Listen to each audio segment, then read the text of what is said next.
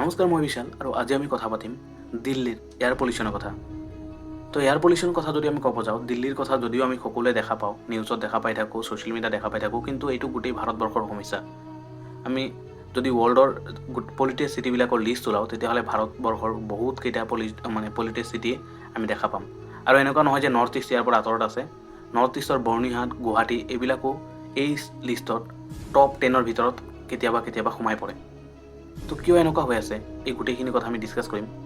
আৰু স্পেচিফিকেলি আমি এটা চলিউশ্যনৰ কথা ক'ম। যদিও বহুতকেইটা চলিউশ্যন আছে, তাৰ আমি একমাত্ৰ এটা চলিউশ্যন ক'ম যিয়ে 50% পলিউশ্যন কমাই দিব পাৰে। তো ভিডিঅ'টো আমি আৰম্ভ কৰোঁ।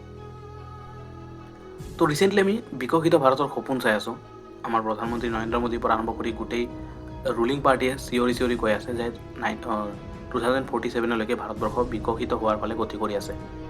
তো বিকশিত ভাৰতৰ সপোন চাই থকা সময়ত সাধাৰণ মানুহৰ কাৰণে চাফা বায়ু পোৱাটো সপোন হৈ গৈছে। গোটেই ভাৰতবৰ্ষৰ কথা কৈ আছোঁ মই। গোটেই ভাৰতবৰ্ষতে একেখিনি সমস্যাই দেখা দি আছে।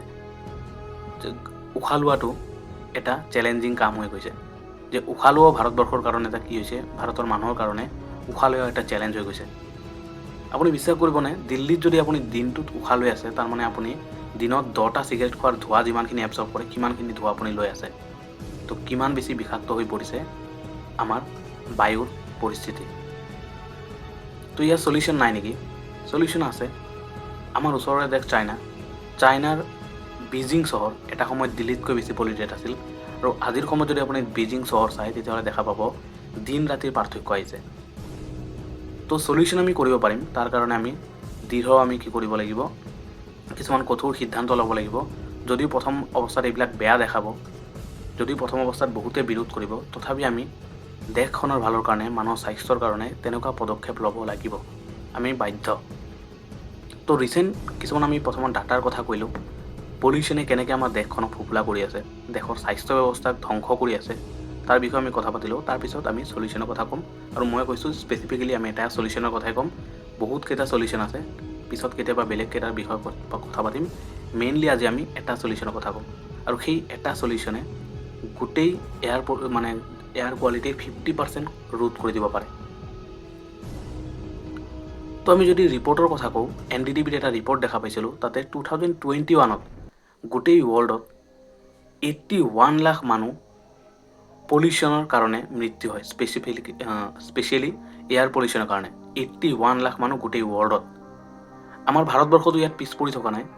ভাৰতবৰ্ষত বৰ্তমান সময়ত যদি আমি চাব যাওঁ, তেতিয়াহ'লে 464টা চিলড্ৰেন, যাৰ বয়স 5 বছৰতকৈ তলত, 464টা চিলড্ৰেন পাৰ ডে মৃত্যু হৈ আছে পলিউশ্যনৰ কাৰণে। তো পৰিস্থিতি কিমান ভয়াৱহ আপোনালোকে গম পাইছে চাগে।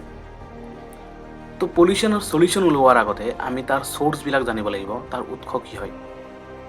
তো প্ৰথমটো যদি আমি ক'ব যাওঁ যে ভাৰতবৰ্ষৰ চবতকৈ ডাঙৰ যিটো চ'ৰ্চ হয় পলিউশ্যনৰ, সেইটো হৈছে ভেহিকেল, গাড়ী মটৰ যিটো ওলোৱা ধোঁৱা সেইটো। নেক্সট হ'ব পাৰে কনষ্ট্ৰাকশ্যন। আমাৰ ভাৰতবৰ্ষ এটা ডেভেলপিং নেশ্যন হয়। তো কনষ্ট্ৰাকশ্যন আপুনি চহৰবিলাকত গ'লে গম পাব যে চহৰ, গাঁও চবতে কনষ্ট্ৰাকশ্যন হৈ থাকে। ইয়াতে ৰাস্তা ভাঙি আছে, ইয়াতে ৰাস্তা বনাই আছে, ইয়াতে ব্ৰিজ ভাঙি আছে, ইয়াতে ব্ৰিজ বনাই আছে, চবতে দেখা পাব আপোনালোকে। সেই কনষ্ট্ৰাকশ্যনৰ ডাষ্ট যিটো হয়, সেইটো এটা ডাঙৰ সমস্যা হয়, বা পলিউশ্যনৰ কাৰণে বহুত বেছি কণ্ট্ৰিবিউট কৰে কনষ্ট্ৰাকশ্যন ডাষ্টবিলাকে। তাৰ উপৰি ইণ্ডাষ্ট্ৰিৰ পৰা যিবিলাক ধোঁৱা ওলায়, সেইবিলাক আৰু বহুতকেইটা কাৰণ আছে, যেনেকৈ খেতি পথাৰৰ যিবিলাক অৱশিষ্ট অংশ থাকে সেইবিলাক জ্বলাই দিয়ে, তাৰ পৰাও বহু পৰিমাণে পলিউশ্যন হয়। স্পেচিয়েলি দিল্লীৰ যিটো পলিউশ্যন, তাতে এটা ডাঙৰ কণ্ট্ৰিবিউশ্যন এই খেতি পথাৰৰ পৰা ওলোৱা ধোঁৱাও আছে। তো ইয়াৰ সমাধানবিলাক দুই ধৰণৰ হ'ব পাৰে, শ্বৰ্ট টাৰ্ম আৰু লং টাৰ্ম। তো শ্বৰ্ট টাৰ্ম চলিউশ্যন কি হ'ব পাৰে, যে ভেহিকেলবিলাক যিবিলাক আছে, পুৰণা ভেহিকেল, সেই ভেহিকেলবিলাকৰ আমি ৰুল ৰেগুলেশ্যনবিলাক চেঞ্জ কৰি শ্বৰ্ট টাৰ্ম চলিউশ্যন কৰিব পাৰোঁ। যিবিলাক পুৰণা গাড়ী আছে সেইবিলাক আমি বেন কৰি দিব পাৰোঁ। তাৰপিছত আমি চৰকাৰী গাড়ী বা ফ্ৰী গাড়ী আমি প্ৰমোট কৰিব পাৰোঁ চহৰবিলাকত। তো মানুহ যাতে গাড়ী কমকৈ লয়। আমি দেখা পাওঁ যে আমাৰ চহৰবিলাকত এই মস্ত গাড়ী, ভিতৰত এজন মানুহ অকল থাকে। তো সেইবিলাকো কি কৰে, পলিউশ্যন কৰে। তো আমি যদি ফ্ৰী চহৰবিলাকৰ ভিতৰত মেইনলি কৈ আছোঁ, যদি আমি ফ্ৰী গাড়ী চলাই দিব পাৰোঁ, চৰকাৰী গাড়ীবিলাক চলাব পাৰোঁ ভাল সুবিধা দি, তেতিয়াহ'লে মানুহে ঘৰৰ পৰা গাড়ী লৈ ওলোৱা অভ্যাসটো কম কৰিব। তাৰপিছত আমি যদি পেডেষ্ট্ৰিয়ান ভালকৈ বনাই দিওঁ, চাইকেল যোৱাৰ কাৰণে ভাল ৰাস্তা বনাই দিওঁ, তেতিয়াহ'লেও পলিউশ্যন আমি কমাব পাৰিম। সেইবিলাক হৈছে শ্বৰ্ট টাৰ্ম। তাৰ উপৰি আমি আৰ্টিফিচিয়েল ৰেইন কৰি, কৃত্ৰিম বৰষুণ যাক কওঁ, সেইবিলাক কৰিও আমি কেইদিনমানৰ কাৰণে পলিউশ্যনটোক অকণমান কম কৰিব পাৰোঁ। এইবিলাক লং টাৰ্ম চলিউশ্যন নহয়। তো লং টাৰ্ম চলিউশ্যন বহুতকেইটা আছে। তাৰ ভিতৰত মই কৈছোঁ যে এটাৰ কথা পাতিম, সেইটো 2 বছৰ বা 3 বছৰৰ ভিতৰত খুব কম খৰচৰ ভিতৰত আমি পলিউশ্যনৰ 50% আমি ৰোধ কৰিব পাৰিম। আৰু সেইটো হৈছে ভাৰ্টিকেল গাৰ্ডেন আৰু আৰ্বান জংগল যাক কয় সেইটো। আৰ্বান জংগল মানে বুজি পাইছে, চহৰৰ মাজত যিবিলাক জংগল আৰ্টিফিচিয়েলি বনায় সেইটো। খুব কম খৰচত সেইটো হৈ যায় আৰু ভাল এটা ফলাফল দিয়ে। তাৰ দ্বাৰা কি হয়, মানে লাভ কি হয় কৈ দি আছোঁ।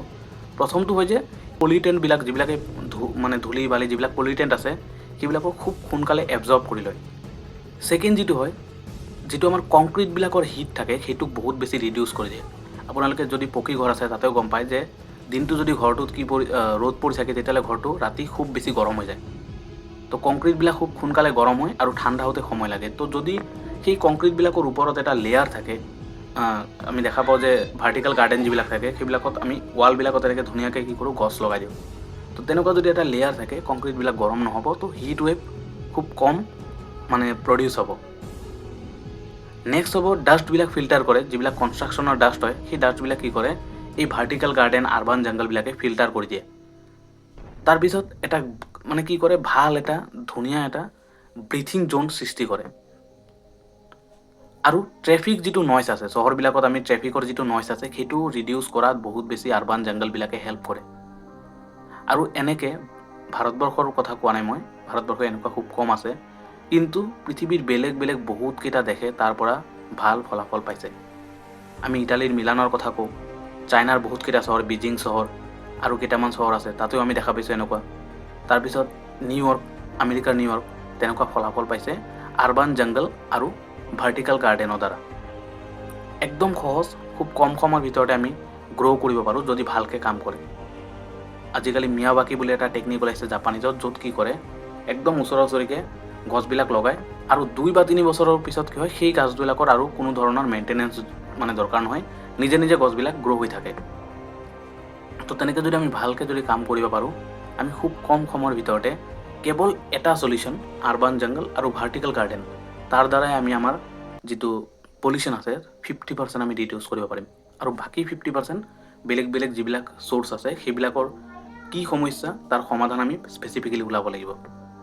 তো আমি প্ৰথমটো আমি গম পাব লাগিব যে এইটো এটা সমস্যা হয়, আমি মানি ল'ব লাগিব। চৰকাৰে, আমি মানুহে মানি ল'ব লাগিব যে এয়াৰ পলিউশ্যন এটা সমস্যা হয়, তাৰপিছতে আমি তাৰ সমাধান কৰিব পাৰিম। যেতিয়ালৈকে আমি পলিউশ্যনটোক সমস্যা বুলিয়ে নামানিম তেতিয়ালৈকে আমি তাৰ সমাধান ওলাব নোৱাৰিম। ভিডিঅ'টো যদি ভাল লাগিছে লগৰ বন্ধু বান্ধৱীৰ লগত শ্বেয়াৰ কৰিব। ধন্যবাদ।